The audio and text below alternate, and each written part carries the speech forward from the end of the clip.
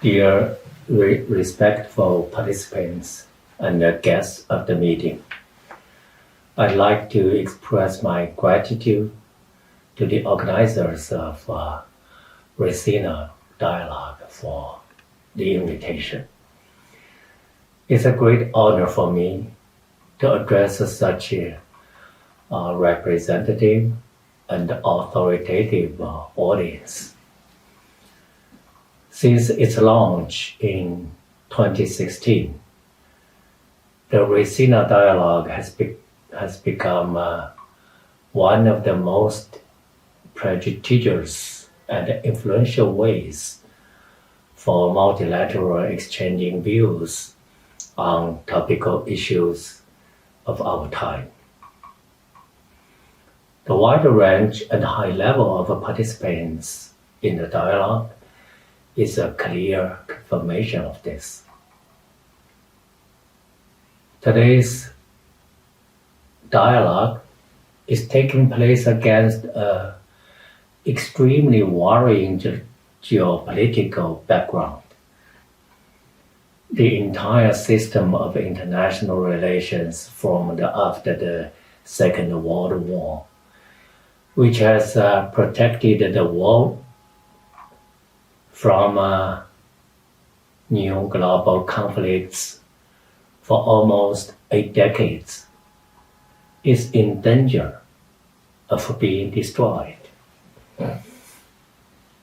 The world is being overwhelmed by the ideology and logic of the Cold War,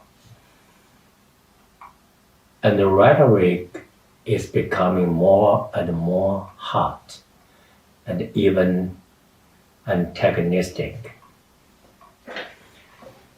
As a mechanism for responsible and equal conversation between states of various social political structures as no confessional nature extra, Raisina Dialogue has key elements of equality, respect cultural and civilizational diversity, dialogue and consultations, rejection of power dictates and imposition of their values and worldview standards on others.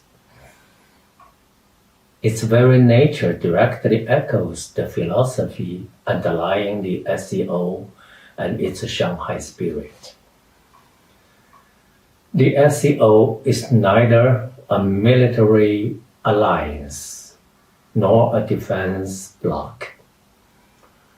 Those destructive processes noted above are fundamentally at odds with the fundamental principles of the SCO, which directly affects the security interests of the SCO member states.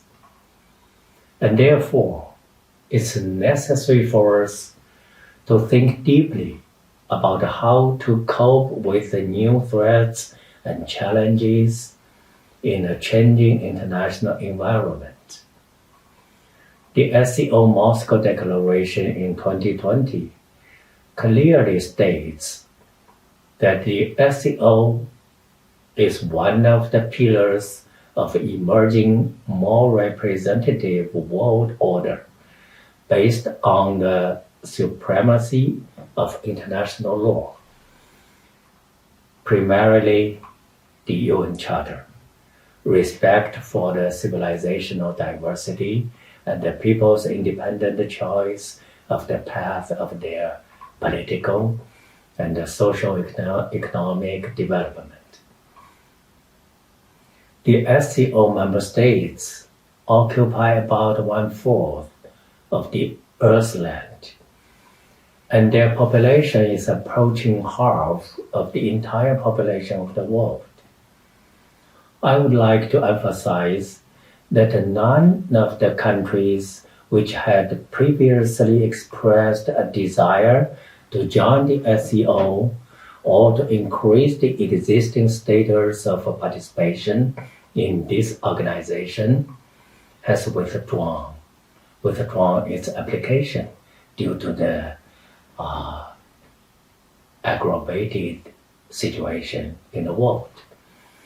This is the most convincing proof that the principles and values defended by us are deeply in demand all over the world, finding a positive response from a growing number of countries and their people. I believe that at this moment, the main task is to jointly stop the further degradation of the situation in the world, to slow down the slide of events to the fatal line. The consistent position of the SCO member states is that the possibilities of resolving all international disputes and conflicts should be sought in the political and diplomatic plane. Parties not involved in conflicts should try to bring those conflicting parties to the negotiating table and find peaceful solutions. Do not provoke an aggravation of the situation. Figuratively speaking, do not try to fight fire with kerosene. I hope that this consensus will prevail during the upcoming discussions. Thanks for attention.